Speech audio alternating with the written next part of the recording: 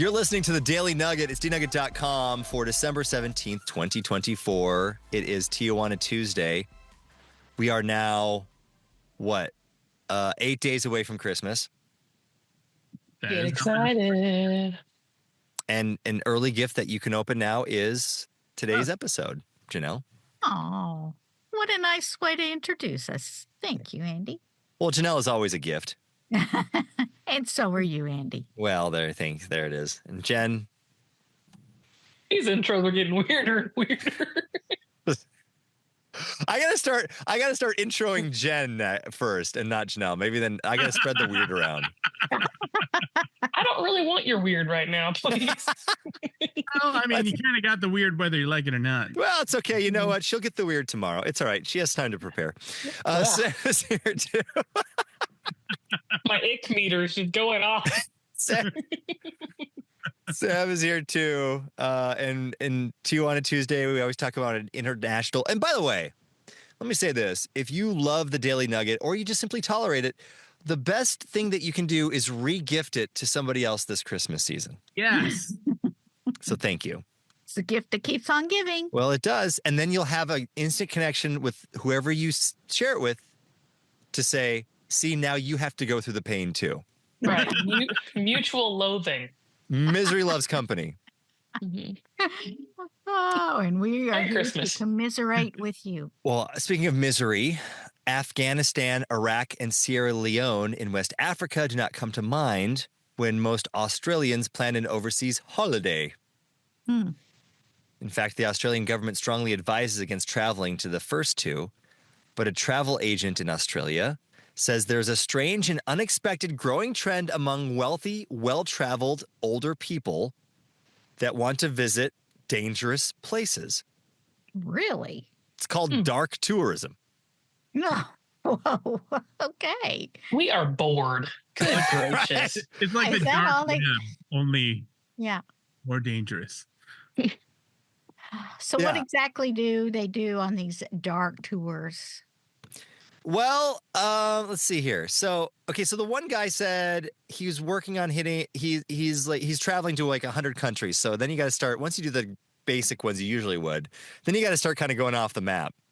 So that's what he's doing. Let me see. Have they gone to Antarctica? Well, okay. yet? So this guy says, well, apparently, if you go to Afghanistan, like this guy did, or Iraq, he said they're so happy. They're just so happy Westerners are wanting to visit their country and not invade it or steal their artifacts.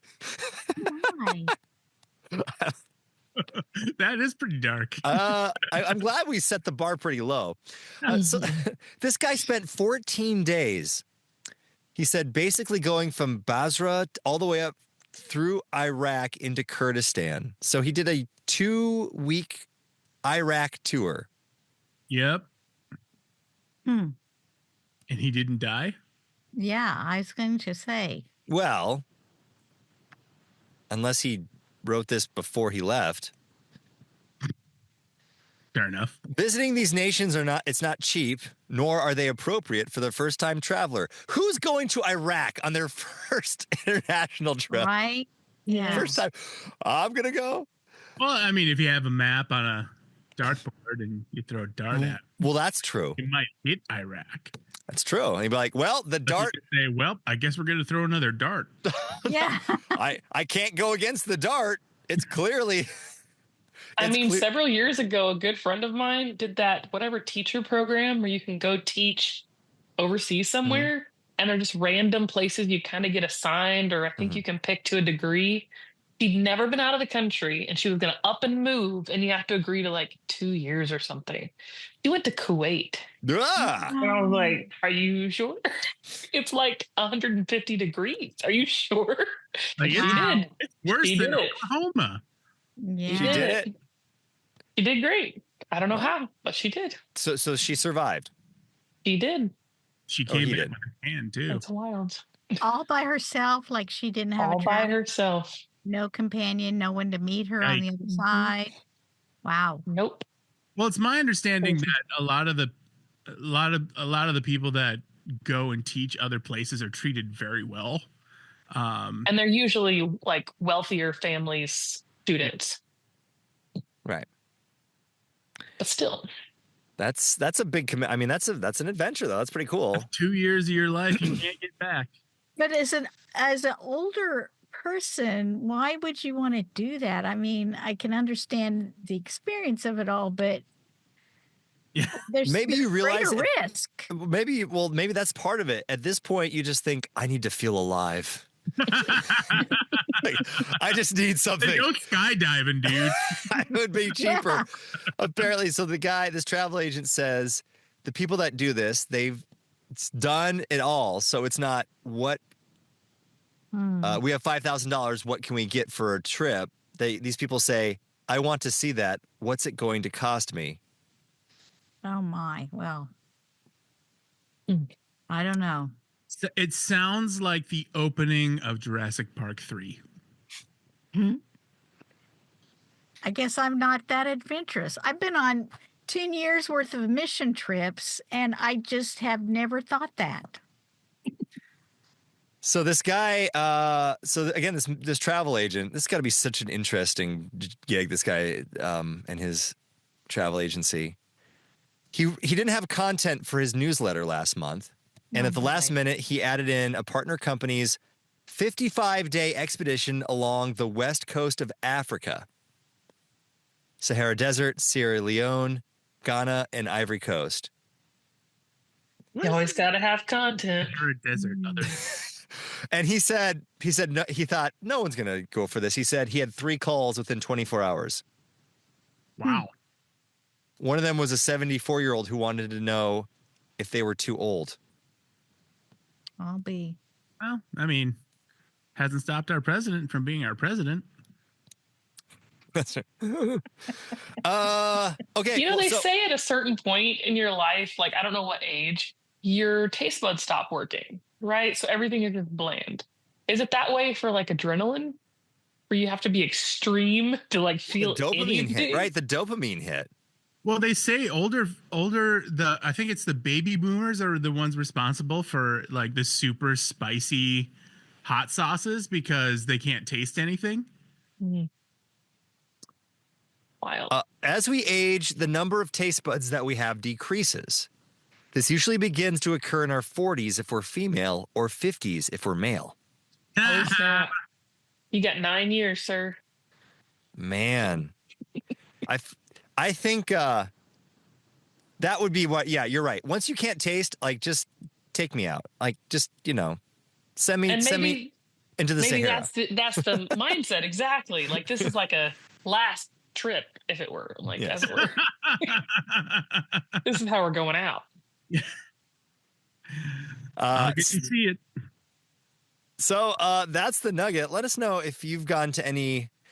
Oh, Janelle. Remember, I think we talked about this. Remember when we were in Swaziland, which is now called something else, right? Siswati. Eswatini. Whatever. So Siswati is the language. Eswatini. Anyway, remember when we were going, and it was a Sunday, and so there were the religious things, and there was like different groups of people, and there was like the ones that were red, and they wore all red, and they were the dangerous ones. Remember that? Yes, the Zionist. Yeah, and we were in a gas station filling up. And they saw me, and they were, and they singled me out, thinking I was Russian. Yes. Yes. And I'm like, I'm not Russian. They're like, you Russian? Like, no, I'm not Russian. They wanted to save you for real. I know, because we were told specifically, don't talk to them, don't look at them, and they're like coming after me. Yeah, I know, right? This is when I had giant beard time too, so I thought I'd be a little more intimidating. I've known you for over 20 years now, and never once have I looked at you and said, "Yeah, that guy's Russian." Well, it's the race thing, right? It's just they saw a white guy with a giant beard, and they thought, Russian. Well, interestingly, there are a lot of internationals that travel to that area. It's weird. I don't understand it, but is Russia on the dark tourism list? I don't know. Could be. Probably. I don't think it's safe to travel to Russia, at least as an American. Well, I'm having like what's the word? Like ideas for this guy that's booking these tours, like expeditions they could go on, like run from a bear, or like like narrowly escaping death excursions. Oh, that $1 million idea. That's how you get your tilt-a-whirl, Jen. Okay. Absolutely. People will go for it. People will go for it. Like real life Hunger Games. You're right. People would go for it. It's totally go senior citizens. Imagine how slow that would go. I mean, they'll pretty much do it because I've been. There's a new series on Netflix with older people dating and stuff. I forget what it's called. I just saw the preview for it. That's the new thing now. It's like we take regular reality TV shows and then we just put older people in it. Nah. Do not go to Russia. No. U.S. citizens may face harassment or detention by Russian security officials. Gee, I wonder why. Yeah. So, Brittany Griner did. Do not go to Russia. There you go. That's the Nugget. NuggetHateMail@gmail.com. Let us know your most dangerous vacation destination. Wisconsin. There are a few moments at night in France where I'm like, it's getting a little sketchy. In Paris, it's like nighttime in Paris. City of love. Stay near the lights. Stay near the lights in the crowds.